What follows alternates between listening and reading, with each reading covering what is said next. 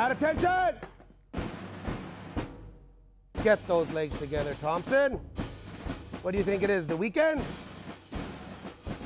Feet together, let's go. I think for that, Thompson, you'll be doing 5 burpees. 5 burpees, let's go. For demonstrating to our new privates not the way to stand at attention. Now you know why Sergeant Thompson has such tight buns, such tight abs, such arms of steel, because he never listens every now and then. Are you laughing at me? No, sir. Are you smiling? Yes, sir. I think you can demonstrate by 4 crunches. We'll see how funny that is.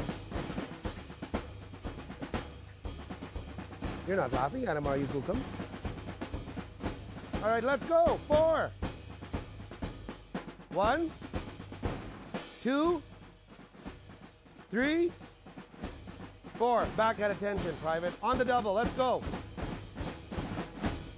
I think by the end of, first day with me, I see body language relaxed.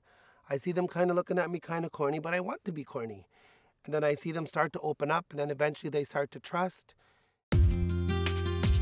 Tell us about you using your voice and your mission across North America to empower youth. Well, I have quite an interesting story, and I'll tell you a little bit about it. In the beginning, I was an abandoned child left on a doorstep.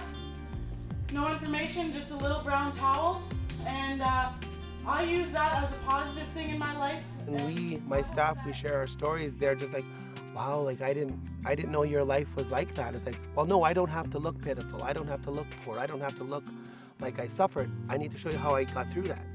And that you can be happy at the end of the day. If you came from poverty, you can be more. I'm using my own voice to give you guys strength so that if you guys were adopted or if you guys had a rough start to your beginning of life, you can know that there's a more positive way to look at things than always feeling sorry for yourself. So hopefully you listen and take something from my story at least. Cool. Thank you, Sergeant Knott. So as you've heard, Sergeant Knott was an abandoned child left on a doorstep. Not the best start for some people, Sergeant Knott chooses to make the rest of her journey awesome. Life is not misery. Life is what you make of it. She is making great decisions in her life, considering how it started. We are hoping that you will listen to each of our stories and want to copy some of our behavior. I think one of the things that challenges us in First Nations and Aboriginal community is the idea of conceit versus confidence. And I know when I was born, I didn't have a care in the world. I was like, I want to get out there, I want to see everything, know everything, meet people. And when you go and you look at babies, they're excited about life.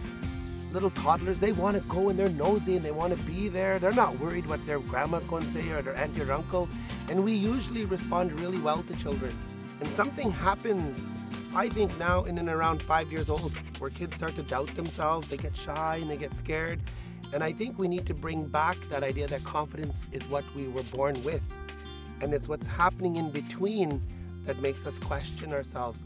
And I think it's that fear from some of our people to be celebrated, a fear to be highlighted, but yet we'll highlight sports stars. We'll highlight someone who perhaps wins an election, but we don't highlight just the day-to-day living. Like hello is a huge thing. I go to lots of communities and people can't even say hello anymore. We don't really know you. We did find out when we arrived today that we had to welcome you to Wemindji. We had to welcome you to your youth center. It's kind of backwards when you think about it, because who's the strangers? Who's the strangers here? Yeah, and here we are saying, well, welcome to your youth center. Welcome to Wemindji, Brendan. Welcome, Alice.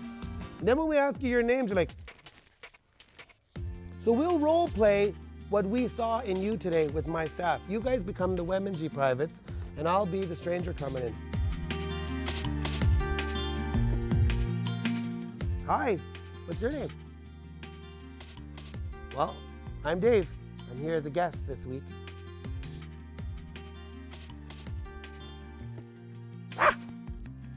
Nice to meet you. You too. Hi. What's your name?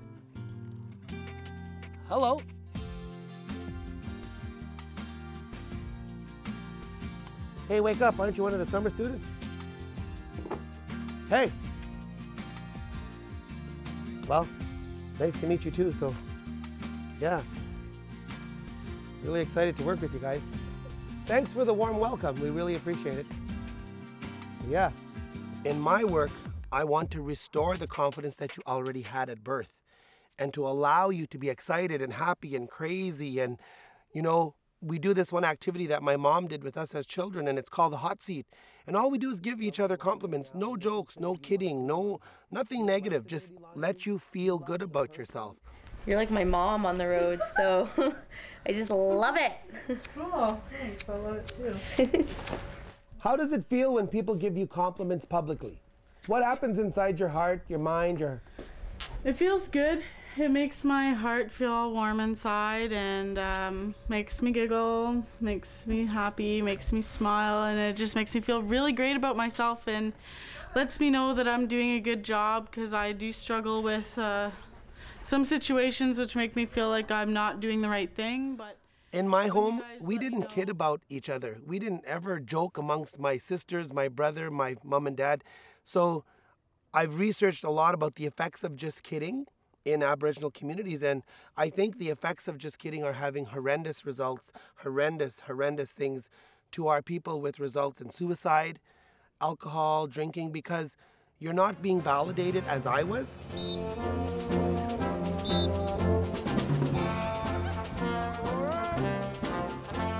Iniga bimbi taginut turtle concepts, nistogisiga ji bimbia in da Wemindji.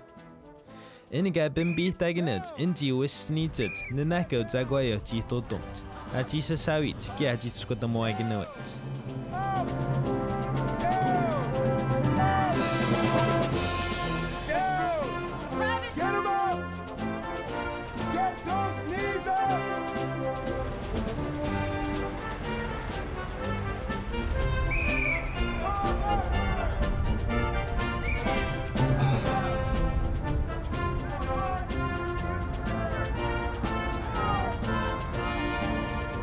Inia magadi todit zagwayo. Ayogine gas to be it a jika quats hanging it in that sea beat.